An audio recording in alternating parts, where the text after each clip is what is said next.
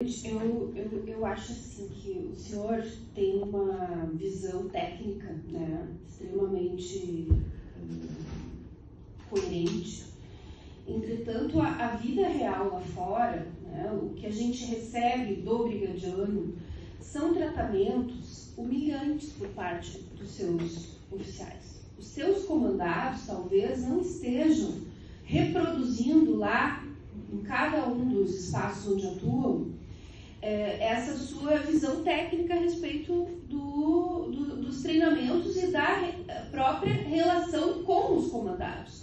Porque os relatos que eu recebo são de rotinas de humilhação. Agora mesmo um me avisou que em Montenegro foram humilhados de tal forma que 5 foram para o hospital. Eu nem sei o que é a humilhação que sofreram, mas escalas, né, que não são divulgadas previamente. Então, não dão ao policial a possibilidade de se programar.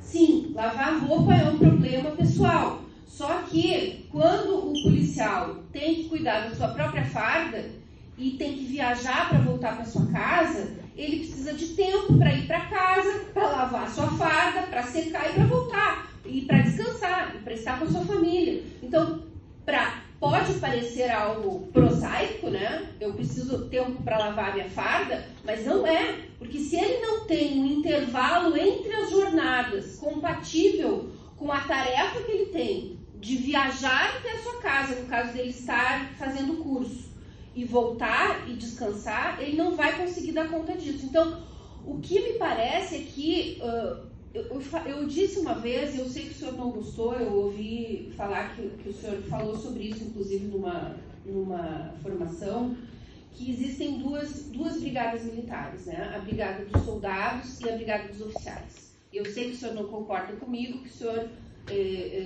defende que é uma instituição única. Sem dúvida que é uma instituição única, mas o tratamento recebido pelos oficiais e o tratamento recebido pelos soldados e pelos sargentos são completamente diferentes. E os oficiais, muitas vezes, reproduzem práticas profissionais absolutamente antiquadas e desumanas e acabam formando policiais desumanos. Então, quando a gente denuncia, e o senhor sabe que eu defendo o brigadiano, mas eu também critico aqueles que se comportam mal. E eu sei que o senhor também critica. Só que muitas vezes o mau comportamento deles é resultado da forma como eles são ensinados a se comportar. E essas práticas desumanas de spray nos olhos, uma coisa é o spray no ar, outra coisa é o spray direto no olho, tá? De práticas desumanas acabam formando soldados que também são desumanos. Como é que a gente vai esperar que o soldado respeite os direitos humanos da população se ele não tem os seus direitos humanos respeitados? Se ele é humilhado pelo oficial, se ele não tem nenhuma previsibilidade sobre a sua carga horária, de quando que ele vai poder ir para casa, ele vai ter compensação depois? Sim, mas se ele ficar 5 dias trabalhando 12 horas ininterruptamente, imagine o senhor como ele vai estar nessas últimas 12 horas. E se ele tiver uma ocorrência em que ele tenha que atuar de forma profissional e técnica, a probabilidade dele se descontrolar e descontar na população toda a raiva que ele está acumulando por aquelas 12 horas ininterruptas de trabalho que ele passou fazendo por 5 dias consecutivos é muito grande, né?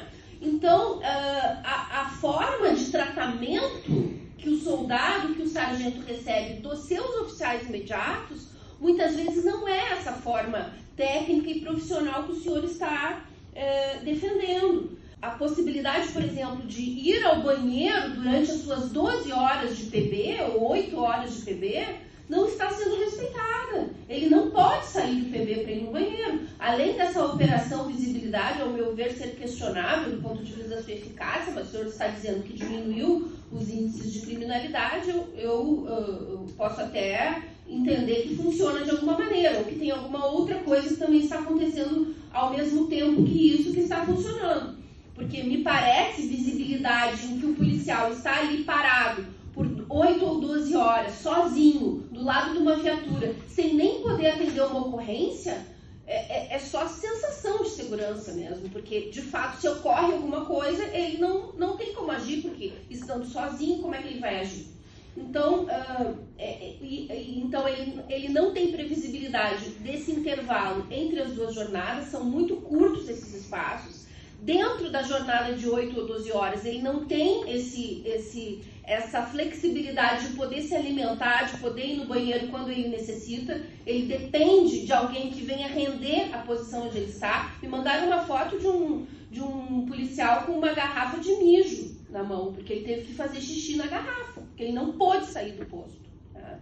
Então, é tratamento desumano que repercute depois na forma como esse policial vai tratar o cidadão. Esses que estão sendo submetidos a escalas desumanas de trabalho, seja nos postos básicos, seja nos cursos, porque todos os relatos vêm no sentido de que nos cursos eles estão trabalhando muito mais do que estudando e não tendo tempo de retornar às suas famílias. Que tipo de sargento vai ser formado nesse contexto? Né? Pessoas revoltadas, pessoas adoecidas mentalmente. Quando a gente fala que o índice de suicídio de brigadianos no Rio Grande do Sul é o mais alto do mundo, é preciso pensar por que isso está acontecendo. Qual é o tipo de relação de trabalho que eles estão tendo? Né? Além do mais, a gente sabe que, sendo militares, eles não podem reclamar. Eles, quando falam comigo no WhatsApp, falam cheio de medo, pedindo, pelo amor de Deus, para mim não revelar nada que indique quem são eles, porque eles morrem de medo de represálias, que muitas vezes não são represálias formais, mas que acontecem aumentando mudando a escala, fazendo uma escala pior, fazendo algum tipo de represália indireta. Né? Então, assim, o senhor está, talvez involuntariamente, porque a sua orientação não seja essa, né? Mas formando, como disse o policial que eu botei no áudio, ogros. Eles se tornam ogros, revoltados, indignados, desumanizados, porque não tem um tratamento digno dentro da instituição. Então, eu lhe faço esse apelo, né, de repensar junto aos seus oficiais a forma como estão se relacionando com os seus soldados e os seus sargentos, especialmente, que são, a gente sabe, quem carrega o piano na brigada.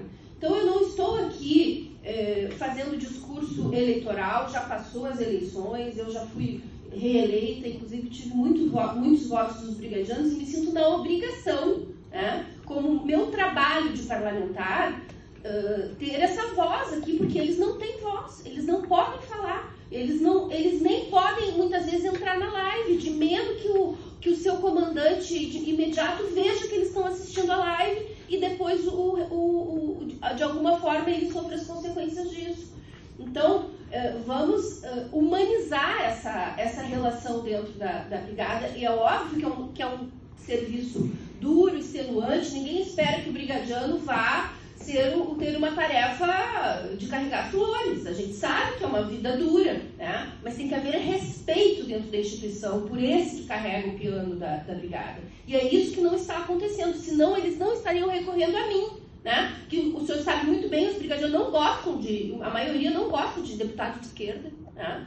A maioria não vota na esquerda e recorrem a mim porque eu acabei me tornando a única porta-voz aqui dessas desgraças que eles passam no dia a dia. Então, eu lhe peço assim, que analise com carinho essas demandas, que converse com seus oficiais, que oriente eles a ter um tratamento mais humano com a população, porque senão depois não adianta apenas criticar aqueles que se comportam mal e que cometem crimes, como os que cometeu o crime, os que espancaram quase até a morte o Rai de Pelotas, né? o Gabriel, lá em São Gabriel.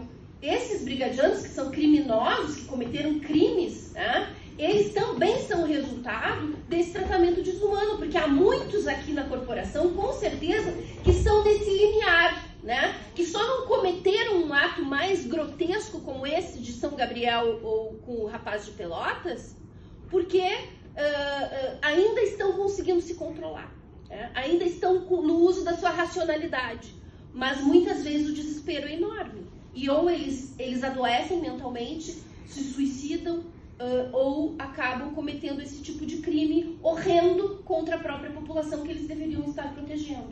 Então, em nome, assim, do interesse da população mesmo, é necessário esse tratamento mais humano, né? Então, eu lhe faço esse apelo, assim, e acho que o senhor tem toda a boa vontade para fazer com que isso aconteça, mas muitas vezes as coisas lá na ponta não acontecem como a gente gostaria.